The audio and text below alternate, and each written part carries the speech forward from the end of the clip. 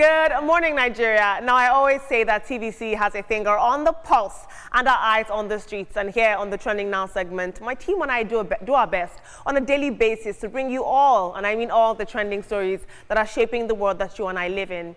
We begin today with this sad development where a video has surfaced online showing members of the First Evangelical Church, Winning All, ECWA, who were abducted by armed bandits during an attack on the Ayetoro Kiri community in Kaba, Bunu local government area of Kogi State. Now, the 30-second footage that's going viral on social media currently shows frail-looking elderly persons and young children standing in what is believed to be a forest hideout being used by these kidnappers. The victims were seized during the deadly raid on Sunday, December 14th this year, when gunmen stormed the First ECWA Church and the nearby Apostolic Church during peaceful service. And local residents say that at least one person, a seminary graduate identified as Pastor Jimo Adeyemi, also known as JJ, was killed in the process of this attack, while numerous worshippers, including children and the elderly, were taken away by the bandits. Eyewitnesses described this assault as brazen and coordinated, with some victims being reportedly forced to return home to collect ransom money before being led into the forest. Of course, this attack has heightened fears over the security situation in rural parts of Kogi State, as residents are now calling for urgent intervention to secure the release of the abducted worshippers and protect vulnerable Nigerian communities. Let's have a look at social media. Let's see what we have to say about this. I'll take two tweets. Godson says, "The government should just stop paying ransoms to kidnappers. It's bitter, but that's the truth. It will continue happening because they will expect the government to come again and pay ransom money for release. See the audacity, 600 million naira to release them." I'll take one more tweet. Etobong Edem says, "This is disheartening. This is becoming a normal occurrence in Nigeria today and giving us a bad image in the international community. Please, these are Nigerians made to go through unwarranted pain. Something should be done to stop this menace, please." And this person tags the president, the defense headquarters, and the Nigerian army, as well as the police and the DSS. Very interesting, team. Essentially, what we're seeing here is that a human face is being put on the insecurity crisis. This morning, we spoke about the fact that, 130-something plus Niger students were returned home to their families, and that is good news. But we also recognize the fact that this is a moment of relief, and as we can see, not resolution, because some people still remain in captivity. Perhaps it's time to put a human face on the insecurity crisis. These are real people with families, real stories, real futures, very real consequences we're seeing there, Mr. Shomi. Yeah, it's quite sad that, again, we have this problem with terrorists or kidnappers kidnapping people either in religious places or in communities, particularly in the rural areas. It's sad, and I'm sure the security services will be up to the task. The idea of paying ransom should totally be discouraged because it makes the rest of us less, safe. So therefore, I think the security services should just go after these people, rescue the victims, and then deal with the kidnappers. Olamide, for me, rescue is not the priority. Prevention is the priority, because oftentimes we speak about this and we see it happening over and over again. People cannot worship safely. People cannot be in school safely. We speak about the fact that our economy is doing well, but everything has to do with security. If your security is not doing well, how do you then now grow your economy? How do you grow your country? It's so sad that these people now have, some sort of audacity. I will put it in that word, because look, asking for 600 million, where do you expect these families to get 600 million from? I've said it oftentimes, I do not believe in pay ransom. The more we pay ransom, the more we tell them that we're scared of them, the more we tell them that we'll bend to anything they say. And oftentimes, it's not even just about paying the ransom. We've seen cases where we've paid the ransom and they still kill these people.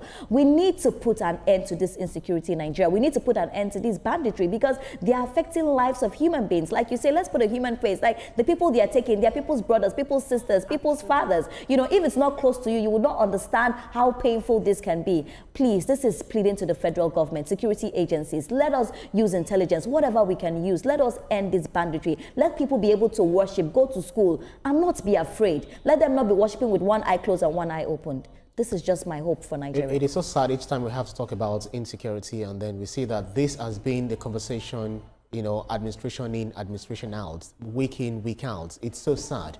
I don't know why it's very difficult for us to, deal decisively, with these people. One thing is, whatever it is that we can do, we should ensure that anyone we have arrested of the bandits, anyone we've arrested of the kidnappers, terrorists, or anything, we should give them public execution. I mean, firing squad, or however way we can humiliate them in the public, so that people will see that whenever they venture into this kind of, evil or devilish business, then they will know that this is what will meet them at the end of the day. So whatever it is that we can do, let's forget this, suspend human rights and deal decisively with these people in public. Very interesting that during the newspaper review, we saw the EFCC boss describe, the security votes or some security funding as slush money. And yet in the headlines, these stories aren't making the papers. Thank you so much for your input. Moving on, the Independent Corrupt Practices and Other Related Offences Commission, the ICPC, has invited business mogul Aliko Dangote to provide evidence in its ongoing investigation involving the former chief executive of the Nigerian Midstream and Downstream Petroleum Regulatory Authority, the NMDPRA, Farouk Ahmed. Now, this invitation is part of ICPC's efforts to gather relevant information and documents connected to allegations under investigation. The anti-graft agency has clarified that the invitation does not imply guilt, but it's a routine step to obtain facts and aid in its inquiry. ICPC also says that investigations are ongoing and has assured the Nigerian public that due process will be followed. I'll take 2 tweets and head right into my next story because I'm running out of time. Let's see what you had to say about this. Adesi Oluwasegun says the ICPC's invitation to Aliko Dangote is a standard procedural step in response to his own petition accusing former NMDPRA boss Farouk Ahmed of corruption. From Dangote's perspective, this demonstrates his seriousness and willingness to provide evidence, reinforcing his push for accountability in the petroleum sector rather than any wrongdoing on his part. So thanks for the clarification, Adesi. And Odogu Stan says, accountability finally knocking at the highest doors. If evidence exists, let it speak. No name should be above the law. This is how institutions earn public trust. Essentially, the ICPC is saying, show your workings, no be cho-cho-cho. Moving on in the world of entertainment, Nollywood actress Doris Ogala has been arrested by the police at her residence while conducting a Facebook Live session. Recall that this arrest follows a series of allegations made by Doris Ogala against Pastor Chris Okafor, in which she called on the DSS to investigate claims that an object has been buried beneath the altar of his church and that a person died after the church building reportedly collapsed. Have a look. Don't turn off. Police is in my house. Police is in my house. Police is in your house? Yes. Are they inside? Inside. Charity. They are inside. You are a fool. Who allowed them? They have a right to open my door. Who allowed them? You opened my door for people when I told you. Do they have warrants? What do they want? Your name is... They have warrants. Now, following Ms. Ogala's arrest, social media activist Very Dark Man has now issued a 72-hour ultimatum to security agencies demanding the release of Doris Ogala. He's warned that he will release alleged evidence involving Chris Okafor if she is not freed. Very Dark Man has also claimed that information on Doris Ogala's phone is backed up on his own device and cannot be erased. At the time of filing this report, the Nigeria Police or the DSS and the individuals mentioned have not categorically issued any official response to these allegations. Let's have a look on social media. I never thought that this matter would reach this level. Martha says, no matter what you decide to do on Tuesday at that Very Dark Man, don't ever release any news or phone calls or voice notes of Pastor Chris online. I beg you. Instead, make a formal petition and take it to the police. This is a trap set for you. Don't fall for it, bro, at Very Dark Man. Surely there's more important things that we can... Key says, Nigerian men of God, preach purity, prey on women, and then sick police on their whistleblowers. Release Doris or the secrets drop. Fake prophets will be exposed. Team, this Doris Ogala saga, I don't get to pick the trending stories. It's what people are talking about that I take. It's taken a very, very worrisome turn. We're now seeing that digital voicing, digital actions can have very real life consequences. You came out, you made allegations against this pastor, and now you've been arrested. What do you make of this, legally, constitutionally, Mr. Shomi? Yeah, whoever alleges must prove. I'm sure Doris should be prepared to prove allegations. Yes, I'm aware of the issues of the development in the AI sector voice doctrine and all that. But again, you have other means of verifying information. The NCC is there, the communications records are there and all that. So if she's able to prove the allegations, then that's fine. She has to substantiate it. But on the part of the police are only doing their job. If they receive a complaint, they are right to investigate it.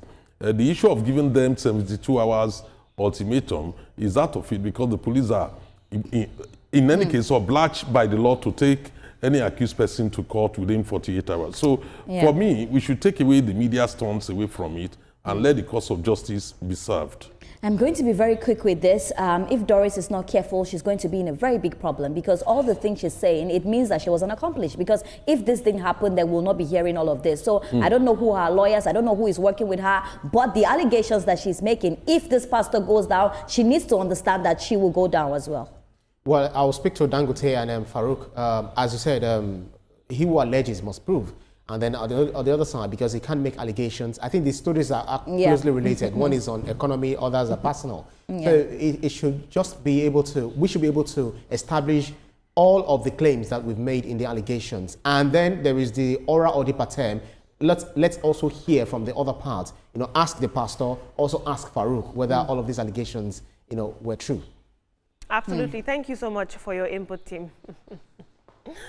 Moving on, still in the world of Nollywood and entertainment, Nollywood actress Edo has apologized following public backlash over the title of her movie, A Very Dirty Christmas. Speaking during an emotional Instagram live session, the actress broke down in tears, and she expressed that she regrets the controversy, saying she should have changed the title of her movie if she had known that it would offend Christians.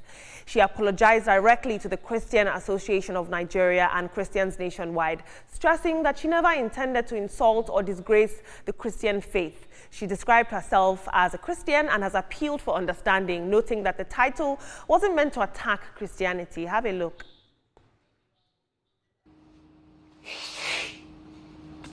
We as a team, my entire team, they're all Christians.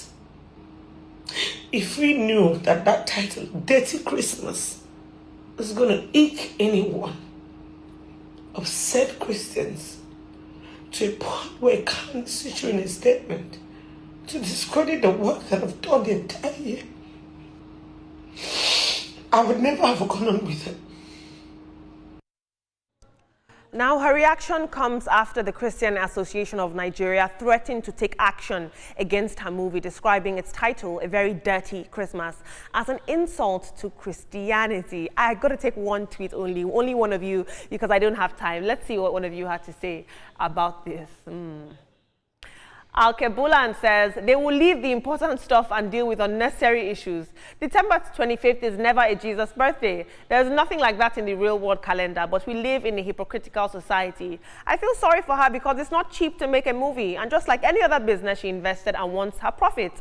I've never seen this, the Christian Association of Nigeria, organize any protest or come online to show solidarity against killing and kidnapping. Well, you're wrong, of us church brothers and sisters. But yes, movie title is a problem. Well, at Kabulan, they have, and they've been very vocal about the insecurity crisis in Nigeria. Team, very quickly, because we're running out of time, the Christian Association of Nigeria is essentially attempting to shape public discourse.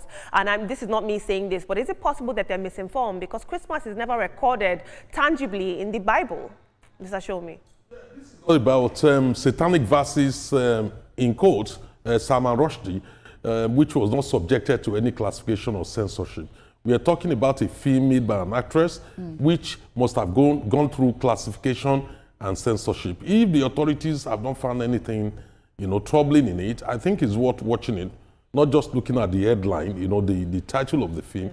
You really need to watch it to see whether there's anything offensive in it, but I doubt if there will be, because it must have been censored. And there's nothing offensive in it. I feel bad for Edo, just seeing her come out to cry. It's not easy to make a movie. We all know the amount of money that goes into it. But I can't speak much on this because of our time. But I'm happy that at least she came out to apologize. I'm sure that she did not do this with any bad will. Sometimes some names can be just very tricky. It's a really catchy title. I'm sure she didn't expect this to happen.